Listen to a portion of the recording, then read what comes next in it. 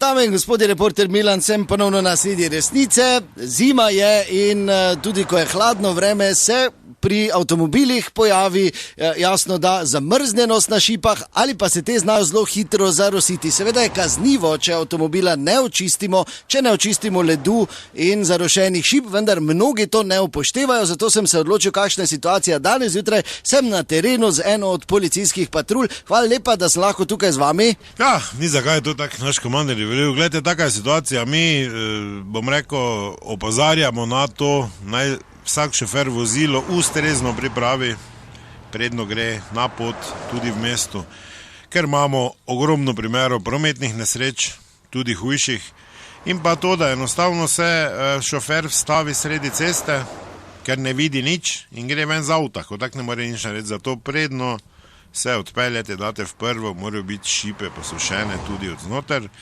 In pojav tega zarošenja pač imamo vsak dan in drugače, kot da kaznuješ oziroma pozarjaš, tak se ne prime, bom rekel. A dejansko obstaja kazen za to tudi?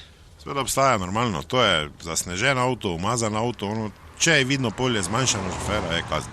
Zdaj vidim, da gospod že ostavlja eno vozilo, to pa so kar zarošene šipe, bom kar pristopil. Ja, lepo zdrav, znižga prometna, prosim. Dobar dan, izvolite. Kak da je nijate, meglen kropljeni?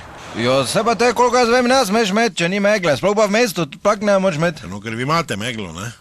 Ne, ni megle, danes. Ja, vi jo imate, ker vi ne vidite nič ven.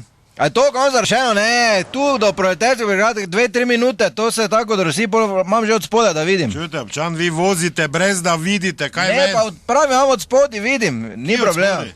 Kje od spodi? Ja, tu, ko piha gor neko... Dve okici ste si naredili, ko za muco copaterico, zdaj gledate vun, pa še to imate zarošeno.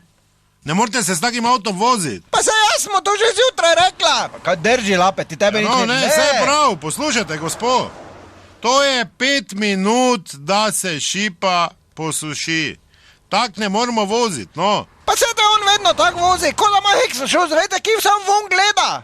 Ja, gospa, imamo več takih primerov. Dobre, izdajalka, kaj s tebe von kiknemo, kaj s kom si ti? No, dajte se obnašati. Napisal vam bom kazen, ker dejansko ne vidite pri šip. Evo, še zdaj ne vidite nič ven. Še zdaj ne.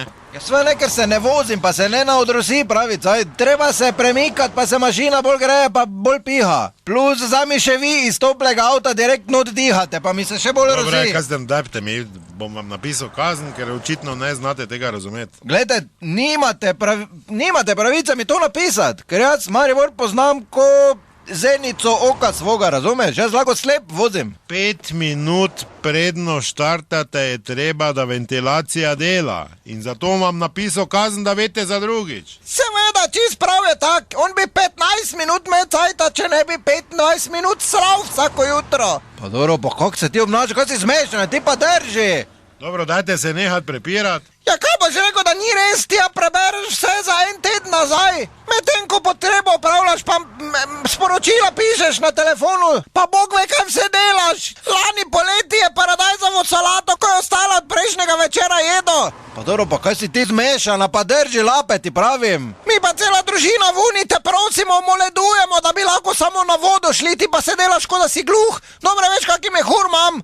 3 dni nazaj sem skoraj v Tupperware mogla iti. Ja, nič, zdaj vam moram napisati, ker še tako obnašati ne znate. Vredu, dajte... Ja, hvala lepa, ja. Zdaj še pa zabite, resnica ni plenica, vendar marsikomu smrdi. Glej, brez veza pišeš, glej, viš, suho. Prej ni imel, pa drži lape.